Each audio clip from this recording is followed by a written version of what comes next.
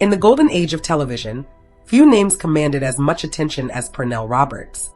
As Adam Cartwright on Bonanza, he was a steady, intelligent presence, dark-haired, thoughtful, and seemingly born to wear a black hat and ride across the Nevada frontier. Millions of viewers tuned in each week to watch him uphold frontier justice alongside his father and brothers, and for a time, he was one of the most recognizable faces in American living rooms. But behind the strong jawline and measured performances, Pernell Roberts was quietly waging a battle far more personal than any scripted duel on the Ponderosa. He was an actor chasing a deeper truth, a man torn between celebrity comfort and the hunger for something more meaningful. And in a move that startled fans and baffled network executives alike, he chose to walk away. The decision made headlines at the time. After all, who would willingly leave the most successful Western on television, one of the top-rated shows of the era, and a guaranteed paycheck? Yet Roberts never seemed interested in what the public expected of him. He turned his back on stardom, not in a moment of drama or scandal, but in a quiet, deliberate act of defiance against what he called junk television. The industry labeled him difficult. His co-stars, some resentful, others bewildered, watched as he faded from the spotlight. But Pernell Roberts wasn't disappearing. He was retreating into a life guided by principle. His later years would not be filled with premieres or red carpets, but with long walks, quiet battles, and private sorrow. He buried a son. He battled illness. He sued a network. And he spent his final days not in a mansion or estate, but in a modest home tucked away in the California hills where the silence suited him. For all the noise of his early fame, Pernell Roberts lived and died on his own terms. This is not the story of a fallen star, nor one of bitter exile. It is the story of a man who dared to seek substance over spectacle, meaning over money. A man whose greatest performance may have been the life he chose when the cameras stopped rolling. Today, we look back at the extraordinary journey of Pernell Roberts, the reluctant cowboy, the principled rebel, and the enduring mystery behind the man who walked away.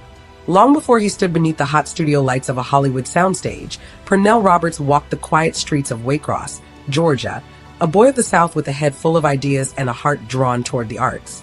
Born on May 18, 1928, to Pernell Elvin Roberts Sr., a traveling Dr. Pepper salesman, and Minnie Myrtle Morgan, affectionately known as Betty, he was their only child, and from an early age, he displayed a sensitivity and intelligence that set him apart. While other boys played ball in the streets or chased after mischief, young Pernell could be found in church plays, tooting a horn in the school band, or absorbing the world through books and music. His formative years were steeped in the quiet culture of Southern life, where storytelling was as natural as breathing, and performance found its place in everyday rituals. During World War II, as a teenager, he began performing for USO shows, bringing a bit of comfort and laughter to servicemen and women, experiences that hinted at the power of performance and the emotional reach of the stage. Though his early interests were varied, he briefly enrolled at Georgia Tech with aspirations in engineering. His path soon took an unexpected turn. In 1946, at just 18, Roberts enlisted in the United States Marine Corps. He was stationed not on the battlefield, but within the military's musical ranks, playing tuba and percussion in the Marine Corps band. It was a fitting role for a young man with both discipline and artistic flair. Yet even amidst the order and uniformity of military life, Pernell felt the pull of something more profound, more expressive. When his service concluded, he sought not the comforts of home, but the classrooms of the University of Maryland, where he began to explore classical theater. There, on academic stages, Roberts fell in love with the timeless words of Shakespeare and Sophocles. He portrayed Othello, Antigone's Creon, and other dramatic titans with a gravity and grace far beyond his years. Though he never completed his degree, Roberts understood that true learning often took place outside the classroom. He left school not out of restlessness, but in pursuit of something real. Summer stock theaters, traveling productions, and the endless rehearsal halls where the craft was honed, not just taught. This was the soil in which Pernell Roberts the actor took root, not in vanity or fame, but in the belief that performance, at its best, could reveal something true about the human soul. And it was from this deeply planted conviction that all his later decisions would grow, even the ones that baffled his peers. Long before he was Adam Cartwright, he was simply a young man in search of honest art, and that search would define the rest of his life.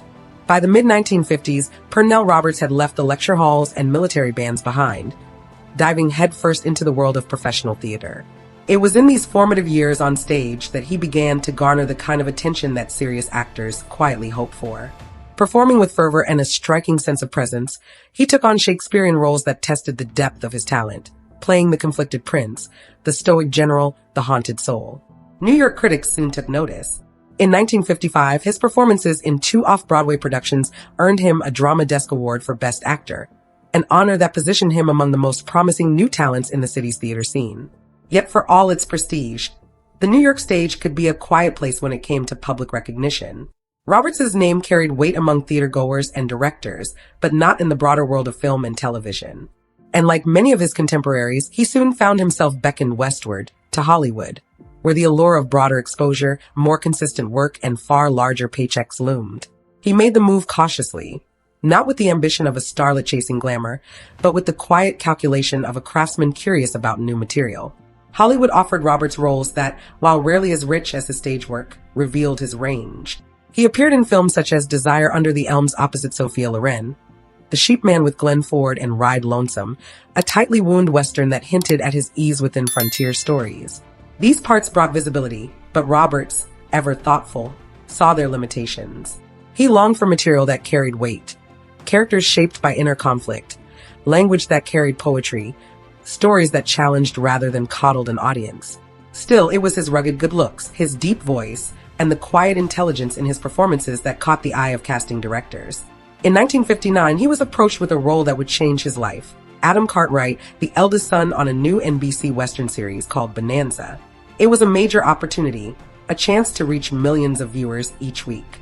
And for Roberts, it came with a tantalizing possibility that perhaps a network television show could become a vehicle for more than just action-packed drama. Maybe, he thought, it could say something meaningful.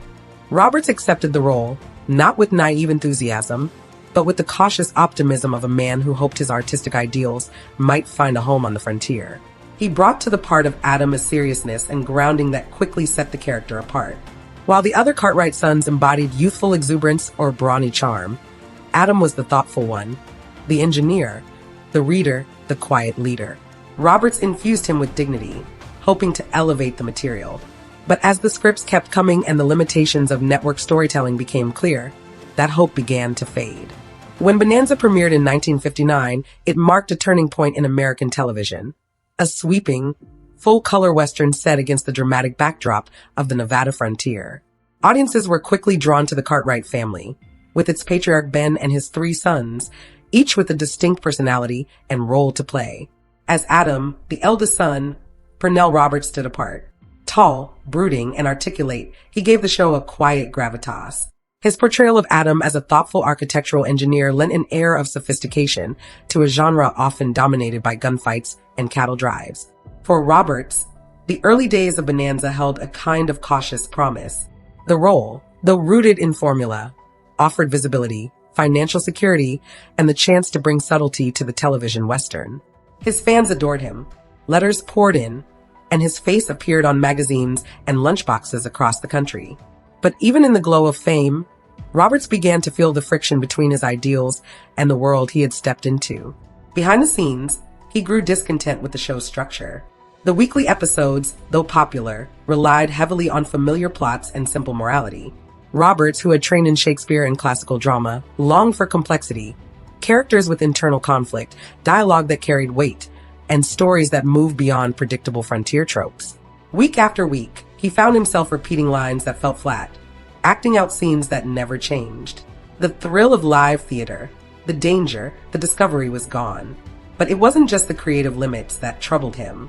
Roberts was deeply frustrated by the character dynamics, particularly the portrayal of Adam's relationship with his father, Ben. Though Adam was a grown man in his 30s, educated and accomplished, the scripts often reduced him to seeking his father's approval before making any decision.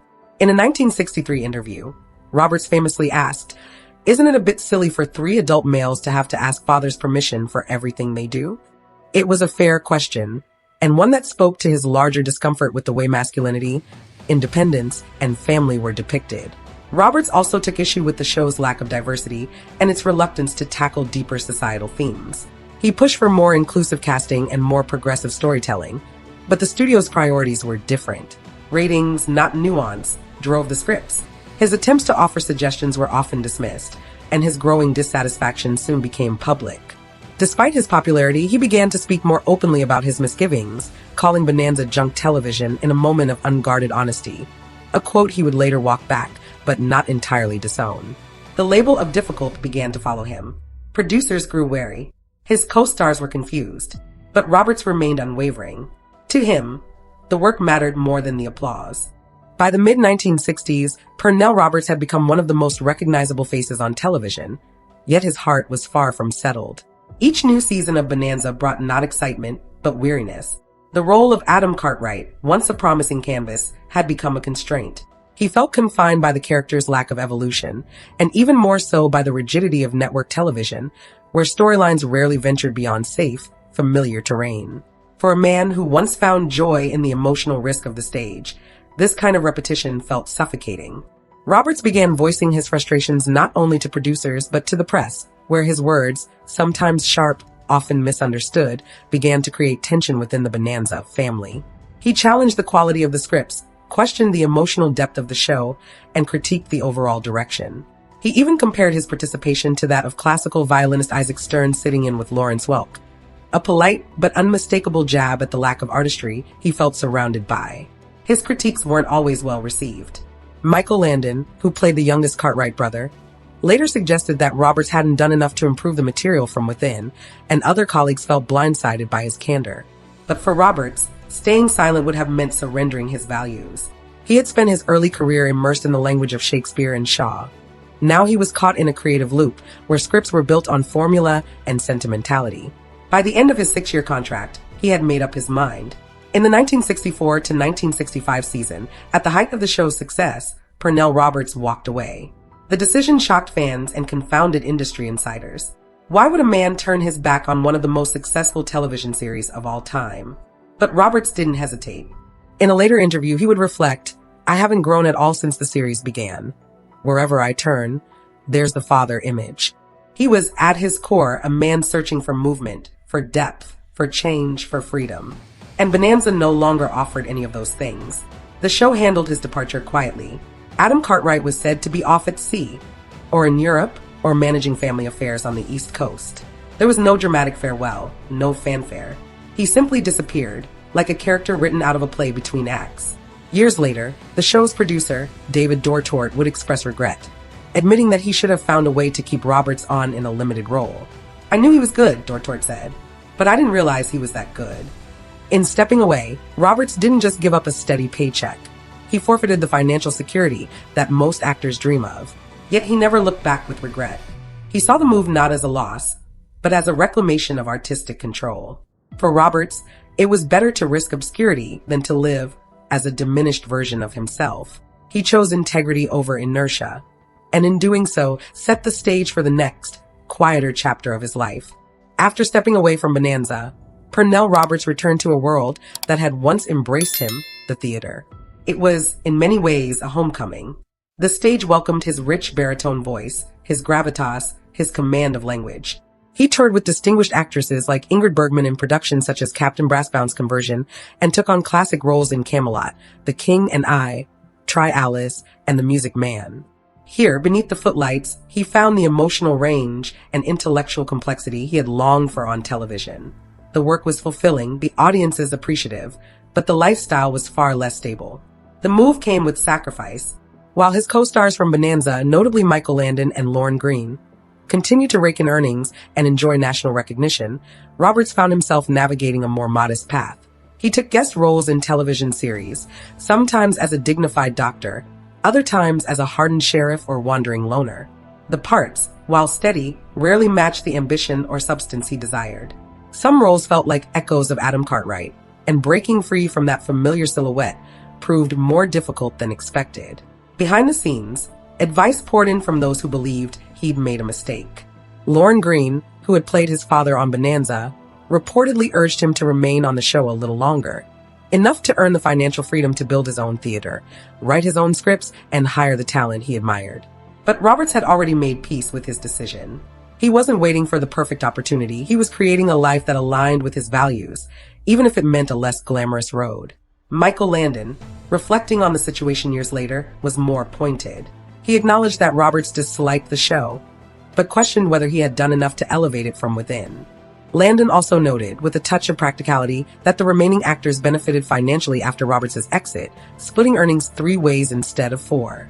It was a stark reminder of the economic consequences of Roberts' departure, a choice that cost him millions. And yet, Roberts never expressed regret. In interviews, he reiterated his desire for growth, not stardom. "I left Bonanza because I wanted to grow as an actor," he once said. "The money was great, sure, but I had to choose between financial security and proving myself. It was a path that many deemed impractical, even foolish." But Roberts, ever principled, measured his life not in dollars, but in dignity. As the 1970s unfolded, the landscape of Hollywood shifted, and Roberts, now in his 40s, faced the sobering reality that age could dull an actor's appeal. Roles became scarcer. His name, once printed in bold type, now appeared further down the credits. Still, he pressed on, quietly and without fanfare. He took roles when they aligned with his values, declined others that felt hollow. It was not the meteoric career many expected, but it was deeply his own. Away from the stage and screen, Pernell Roberts' personal life unfolded with both tenderness and sorrow. For a man who valued introspection and integrity, love was never taken lightly, but it also never came easily. His relationships, like many in the spotlight, were marked by hope, complexity, and eventual heartbreak. Over the course of his life, Roberts married 4 times, each chapter bringing new beginnings and, ultimately, quiet farewells. Yet no event would leave a deeper wound than the loss of his only child. In 1951, years before Bonanza would make him a star, Roberts married Vera Mowry, a professor of theater history at Washington State University and later at Hunter College in New York. It was an intellectually rich pairing, 2 lovers of the stage, committed to their craft and to each other. That same year, they welcomed their son, Jonathan Christopher Roberts. Pernell was a young father still finding his footing in the acting world, performing in productions of The Glass Menagerie, The Playboy of the Western World, and The Importance of Being Earnest. Amid the instability of auditions and rehearsals, fatherhood offered a sense of grounding. But the marriage, like so many formed in youth, did not endure. By 1953, Pernell and Vera had separated, and their divorce was finalized in 1959, the same year Bonanza premiered. Roberts moved to New York to focus on his career, while Vera and Jonathan remained in the East. Though distance and work may have kept them apart physically, Pernell remained quietly devoted to his son. In 1962, Roberts married Judith Lebrecht, but that union, too, ended in divorce less than a decade later. His third marriage, to Karen Knack in 1972, would prove to be his longest lasting. During this period, Jonathan came of age and attended Franconia College. He shared some of his father's creative spirit, and though he never entered the entertainment world, he remained close to his roots. Tragedy struck in 1989 when Jonathan was killed in a motorcycle accident at just 38 years old. The news devastated Roberts. Friends and colleagues noted a marked change in him afterward, a heaviness that never fully lifted. For a man already inclined toward solitude, the loss only deepened his retreat from public life. He rarely spoke of Jonathan in interviews, preferring to keep that heartbreak in the sacred privacy of memory. But those close to him understood. The sorrow lingered like a shadow. After divorcing Knack in 1996, Roberts found companionship once more, marrying Eleanor Criswell Bisbee in 1997. She remained by his side through the final years of his life. Their marriage, though quieter and less public than his earlier relationships, offered him peace. Eleanor respected his privacy, his solitude, and the weight he carried. In Roberts' later reflections, it's clear that the performances, the fame, and even the activism were only part of his story. Beneath the convictions and career choices lived a man who loved deeply and grieved silently. His personal losses were not for public consumption, but they shaped the depth of the man audiences saw on screen. They made him more than a Cartwright or a doctor or a leading man. They made him human. As the 1970s gave way to a new era in television, Pernell Roberts once again found himself in front of the camera, this time as Dr. John McIntyre, the central figure in the medical drama Trapper John, M.D. The series, a spin-off of the beloved MASH * franchise, marked a rare moment of mainstream resurgence for Roberts. It was not the Western frontier, but the hospital corridors of a modern-day San Francisco hospital. And for 7 seasons, from 1979 to 1986, Roberts brought a calm authority and emotional depth to the role. Viewers, many of whom had first met him on the Ponderosa, were reminded of his quiet magnetism. And for Roberts, the role provided a welcome balance, complex enough to engage him, steady enough to offer financial stability. This success, however, did not rekindle a desire for constant visibility. As the series wrapped and the applause faded once more, Roberts didn't seek out the next big project. The roles he was offered began to dwindle, and many felt too familiar, too thin. He accepted guest appearances on shows like Hawaii Five-0, MASH**, and Marcus Welby, MD, but his on-screen presence grew increasingly rare. Acting no longer consumed him the way it once had. The thrill of performance had given way to something softer, a desire for solitude, for reflection, perhaps even for healing. By the early 1990s, Roberts had largely withdrawn from public life. One of his last major credits came in 1991 as the narrator of FBI, The Untold Stories, but even that voice faded from television not long after. Friends and former colleagues spoke of his retreat not with sadness, but with understanding. He had given so much of himself, through performance, through activism, through personal sacrifice. Now he wished to give himself peace. He made his home in the quiet neighborhoods of Malibu and later in Northridge, California. These were not the lavish estates often associated with Hollywood royalty, but rather modest, comfortable homes, places where he could tend a garden, walk without recognition, and live not as a character, but simply as Pernell.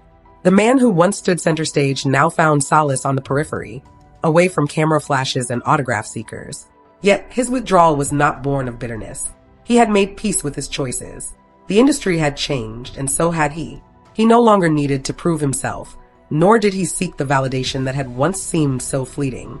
The death of his son had dimmed something inside him, and though he carried on with quiet dignity, it was clear that a deep and personal grief had shaped his later years.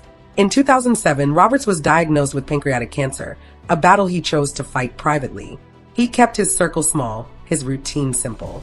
When he passed away on January 24th, 2010, at the age of 81, there were no headlines, no grand farewell.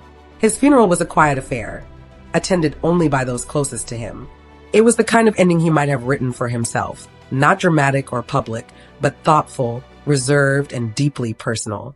Though Pernell Roberts spent his final years away from the glare of the spotlight, his legacy extended far beyond the roles he once played. He was, at his core, a man of principle, a quiet advocate for dignity, authenticity, and justice, both on and off the screen. In a time when many of his peers remained carefully neutral, Roberts chose to speak up. And in doing so, he became something rarer than a star. He became a conscience. One of the most striking examples of this came in 1965, when Roberts participated in the Selma to Montgomery marches, standing shoulder to shoulder with civil rights leaders and everyday Americans demanding the right to vote. At the height of his television fame, with Bonanza still dominating prime time, Roberts marched not for publicity, but out of conviction.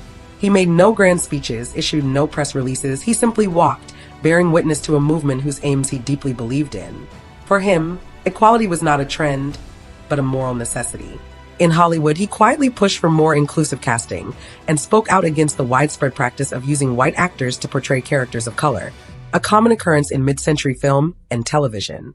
He believed that the industry had a responsibility to reflect society honestly and to offer opportunities to those long denied them. His views, while ahead of their time, were not always welcomed. They marked him, in some circles, as difficult. But Roberts never flinched from the consequences of standing alone. His Northridge home, purchased in 2003, reflected his unpretentious lifestyle. Nestled in the San Fernando Valley, the house was quiet, tucked away from the lavish estates of Hollywood's elite.